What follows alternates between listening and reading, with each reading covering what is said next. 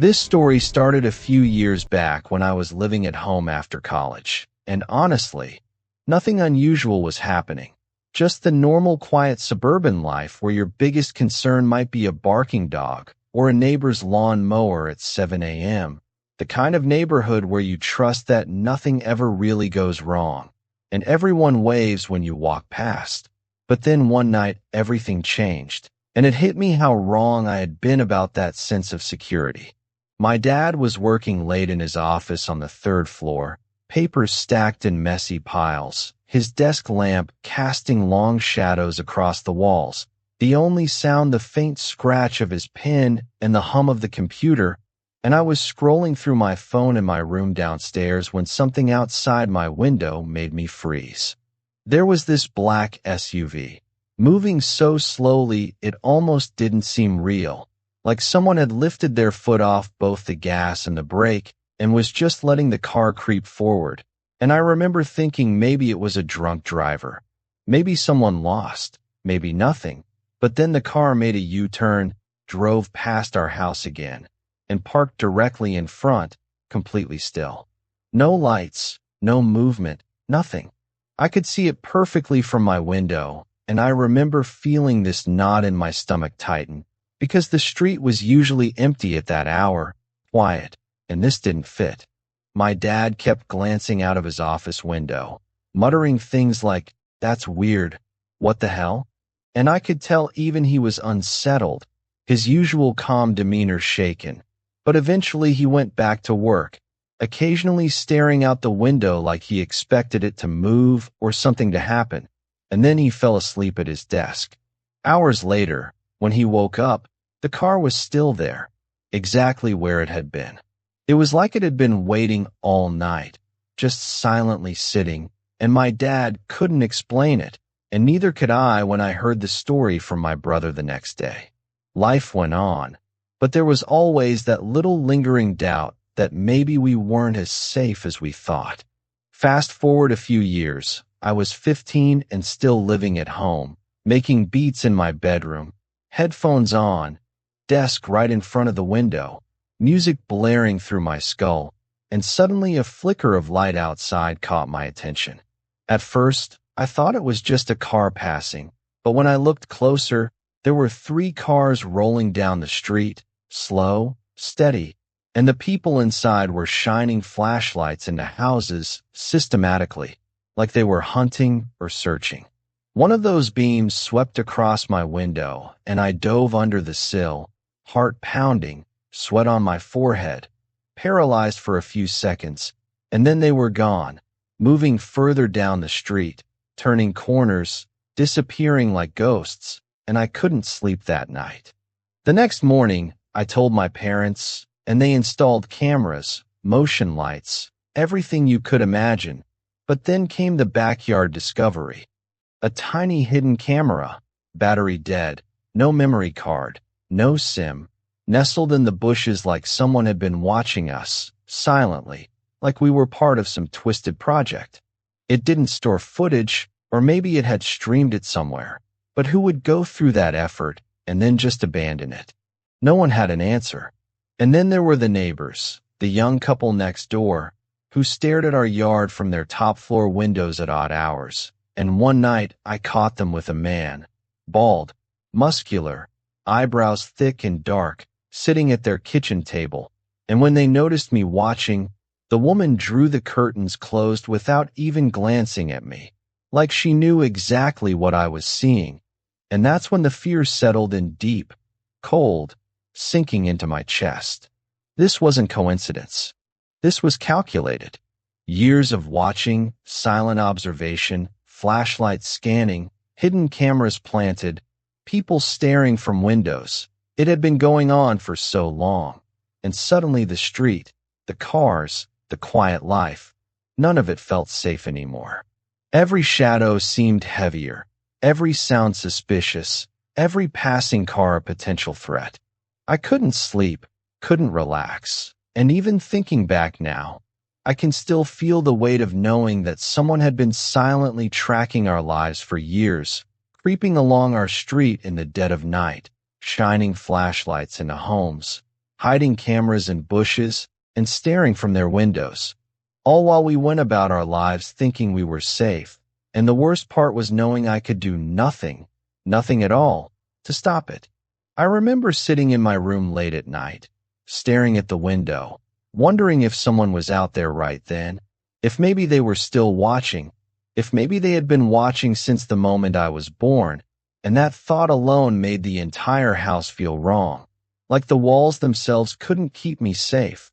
Like no matter how many locks, cameras, or alarms, someone, somewhere, had always been one step ahead. And for the first time in my life, the street that used to feel cozy, quiet, and suburban suddenly felt sinister, alive in the wrong way, like it was holding its breath, waiting, watching, and I realized that our lives had never been private, that something had been following us all along, unseen, silent, and calculated, and every memory of the quiet nights before now carried the weight of that knowledge, chilling me to the bone.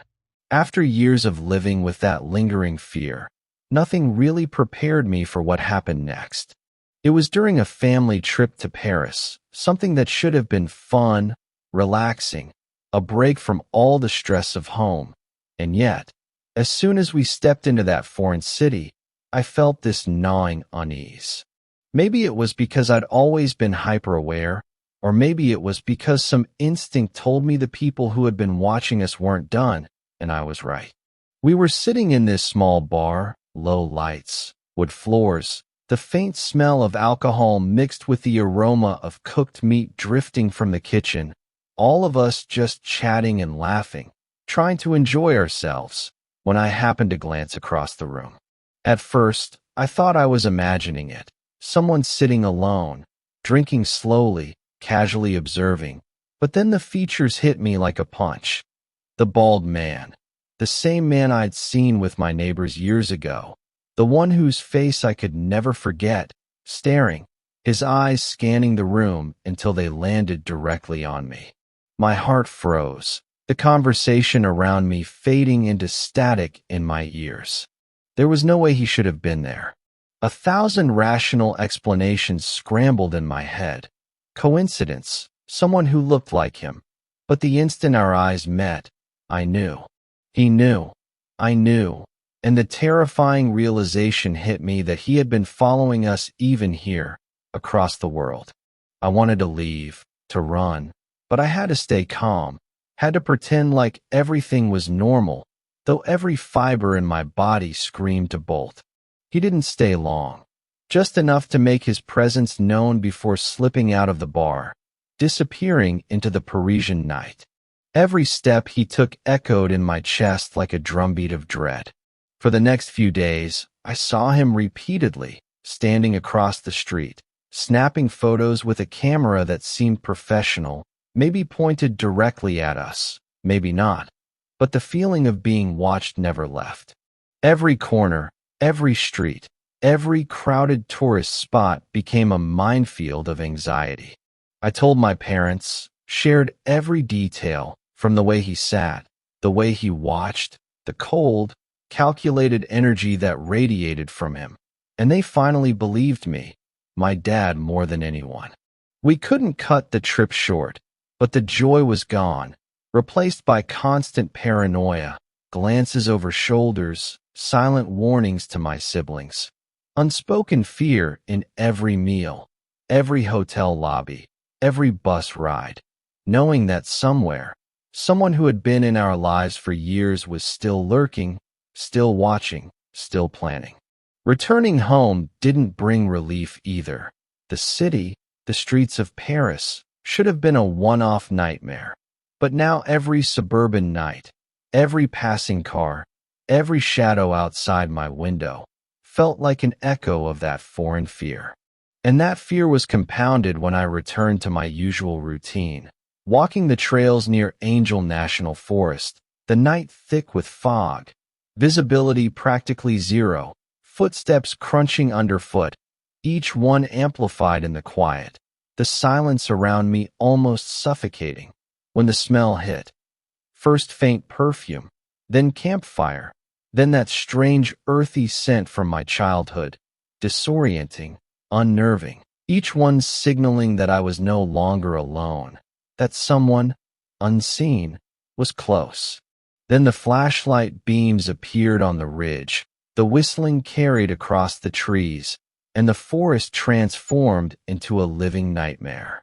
Every instinct screamed to turn back, but I kept moving, inch by inch, heart hammering, eyes darting, waiting for the inevitable confrontation that never fully came, footsteps following, crashing through bushes behind me, forcing me into a sprint, the fog swallowing my surroundings, the shadows twisting into forms I couldn't define. Finally, after what felt like an eternity, I reached the car, my chest heaving, legs trembling, adrenaline draining but still alive, and the realization hit me that none of it made sense. The cars, the cameras, the neighbors, the bald man in Paris, the stalker in the forest. It was as if someone had mapped our lives, followed us, learned our routines, and manipulated our reality for years. And yet, despite all this, I couldn't pinpoint a motive, couldn't understand why us, why now, why for so long. The paranoia stayed with me, infiltrated my sleep, my thoughts, my sense of safety, and even now, I can't go on a simple walk without scanning for shadows, checking over my shoulder, wondering who is out there, watching, waiting, because the truth is, once you realize someone has been tracking your life in the most methodical, relentless way imaginable, nothing ever feels normal again. That knowledge, that certainty, changed me, made every night long, every silence loud, every car a threat, and it's a realization I carry with me every day, knowing that somewhere, someone who has been obsessed with us for over a decade is still out there, still watching. And that fear, that constant, gnawing fear, is far from over.